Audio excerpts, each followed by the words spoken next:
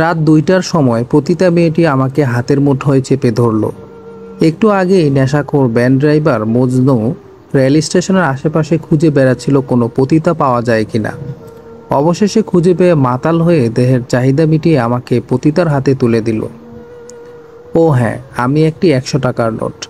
মেয়েটি আমার দিকে কিছুক্ষণ তাকিয়ে রইল। এরই মধ্যে মজনু বলল, 20 টাকা বেশি নিয়ে গেলি? জবা আর কুসুম কিন্তু 80 টাকা নেয়, 100 টাকা দিলে 20 টাকা ফেরত দেয়। মেয়েটি মুচকি এসে আমাকে হাতের মুঠোয় চেপে ধরে হাঁটতে লাগলো। বহু বছর ধরে আমি একজনের কাছ থেকে আরেকজনের কাছে যাচ্ছি, তা বছর 15-র মতো তো হবেই।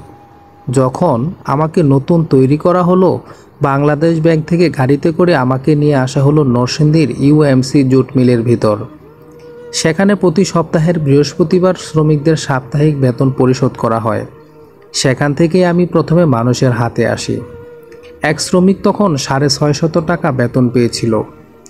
আমার সাথে ছিল আমার বড় ভাই 500 টাকার নোট আর ছোট ভাই 50 টাকার নোট। লোকটি বাজার করলো 500 টাকার নোট ভাঙিয়ে। বাজার করার পর আসার পথে একজোড়া জুতোও কিনল। আমি তখনও লোকটির বুক পকেটে। বাড়িতে এসে ডাক দিল, শ্রাবণ, কোথায় তুই? দেখে যা, তোর জন্য নতুন জুতো এনেছি। বুঝতে পারলাম লোকটার ছেলের নাম শ্রাবণ। ছেলেটি জুতা পেয়ে অনেক খুশি। জুতো কোলে নিয়ে ছেলেটি তার মায়ের কাছে গিয়ে বলল, এই যে আমার নতুন জুতো।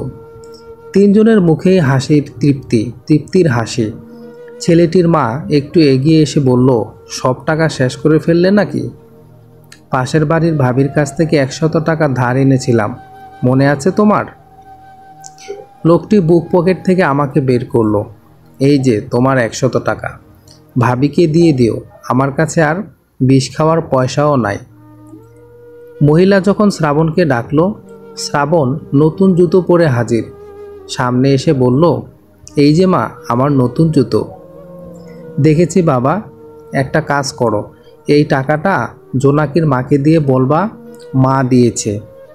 শ্রাবণ প্রথমে আমাকে একটি চুমু দিল, তারপর আমাকে তার হাফ প্যান্টের পকেটে ঢুকিয়ে নাচতে নাচতে জোনাকিদের বাড়ি যাচ্ছে। কিন্তু শ্রাবণের পকেট ছেঁড়া। আমি তার নাচলে পকেট থেকে মাটিতে আছড়ে পড়লাম। আমার খুব ইচ্ছে করছিল শ্রাবণকে ডেকে বলে, শ্রাবণ, এই যে আমি এখানে রাস্তার ধারে, আমাকে তুমি নিয়ে যাও, নয়তো অন্য কেউ নিয়ে যাবে। কিন্তু আমি তো কথা বলতে পারি না, তাই শ্রাবণের কাছ থেকে আমি আলাদা হয়ে গেলাম। সে আমাকে প্রথম চুমা দিয়েছে, আমি তার কাছ থেকে আলাদা হতে চাইনি। আমাকে কুড়িয়ে পেয়েছে এক মহিলা, তার কাপড়ের আঁচলে আমাকে গিট্টু দিয়ে রেখেছে। আমার কষ্ট হচ্ছে, কিন্তু তবুও প্রকাশ করতে পারছি না। একটু পরেই দেখি শ্রাবণের মা তাকে মারতে মারতে এদিকে নিয়ে আসছে আর বলছে, কোন দিক দিয়ে গেছস বল, নাই দিনের টাকা এখন কই পাবো, বল কোথায় ফেলছস? শ্রাবণ কেঁদেই চলেছে। যে আমাকে প্রথম চুমু দিল সে আমাকে হারিয়ে কান্না করছে, অথচ আমি তাকে হারাতে চাইনি। যে মহিলা আমাকে কুড়িয়ে পেয়েছিল সে আমাকে দিয়ে চুরিওয়ালার কাছ থেকে 20 টাকার চুড়ি কিনেছিল। চুড়ি বিক্রেতা আবারও বিক্রি করার জন্য নতুন চুড়ি কিনতে গেল, তখন আমাকে অন্যান্য টাকার সাথে দিয়ে দিল চুরির বড় দোকানটিতে। সেই থেকে বছর 15 ধরে আমি একজন থেকে অন্যজনে ঘুরে বেড়াচ্ছি, কখনো ভালো মানুষের কাছে, কখনো খারাপ মানুষের কাছে, কখনো পুলিশের কাছে, কখনো বা চোর ডাকাতের কাছে, কখনো নারীর কাছে, কখনো পুরুষের কাছে। কত জেলা ঘুরে এসেছি আমি, শেষ পর্যন্ত এসে পৌঁছালাম এই পতিতার কাছে, যে আমাকে মধ্যরাতে হাতের মুঠোয় করে কোথায় যেন যাচ্ছে। সে কি বোর হওয়া অবধি আর কারো জন্য অপেক্ষা করবে না, নাকি আমাকে দিয়েই তার আজকে রুটি রোজগার শেষ? মেয়েটি আঁচলে মুখ ঢেকে একটি বাড়িতে ঢুকে পড়ল। হারিকেন জ্বালিয়ে একটা দীর্ঘশ্বাস ফেলল। একটি বাচ্চা ছেলে শুয়ে আছে বিছানায়, সাথে আরেকটি লোক। লোকটি মনে হয় মেয়েটির স্বামী, কিন্তু তার এক পায়ে ব্যান্ডেজ করা, হয়তো কোনো দুর্ঘটনায় পা ভেঙেছে। সারতে কয়েকদিন সময় লাগবে। এটা একটা ভাড়া বাড়ি, বাইরে একটা রিক্সা রাখা, রিকশাটি মনে হয় এই লোকটিরই। এমন ভাড়াটিয়া বাড়ির মানুষের কাছেও আমি বহুবার পৌঁছেছিলাম বিগত 15 বছরে।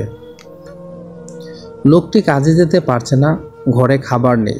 গরিব মানুষ, পেট তো খাবার চায়।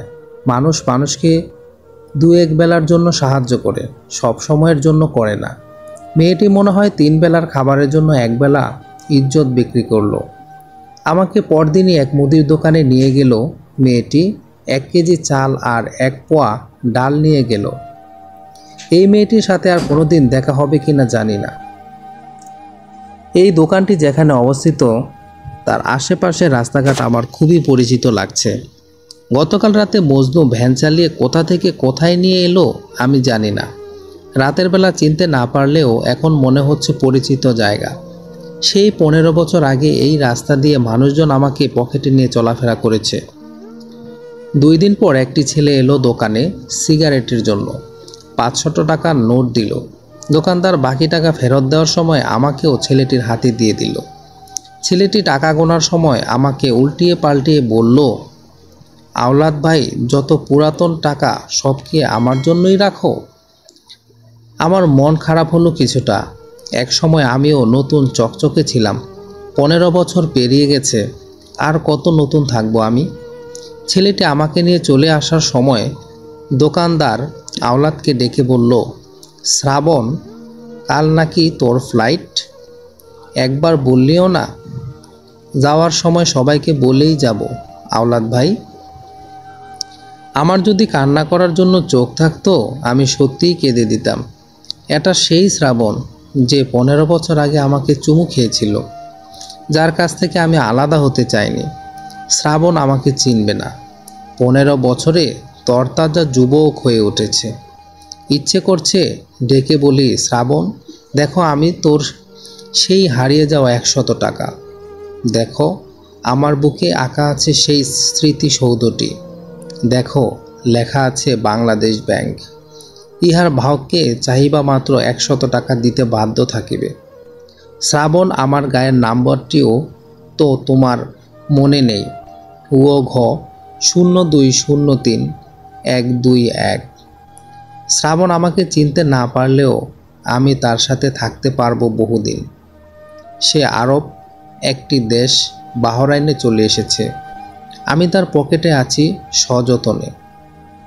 আসার সময় ভাগ্নিকে আর খালাতো ভাইকে নতুন 100 টাকার নোট দিলেও পুরাতন আমাকে রেখে দিয়েছিল তার মানিব্যাগে। এই বাহরাইনে বাংলাদেশে টাকা চলে না, বাহরাইনে দিনারের লেনদেন হয়। তাই এখনও আছি শ্রাবণের মানিব্যাগে, থাকবো বহুদিন। সমাপ্ত। গল্পের নাম 100 টাকা। লিখেছেন ওমর ফারুক শ্রাবণ। ধন্যবাদ সবাইকে গল্পটি শোনার জন্য। যদি ভালো লাগে অবশ্যই চ্যানেলটি সাবস্ক্রাইব করে রাখবেন।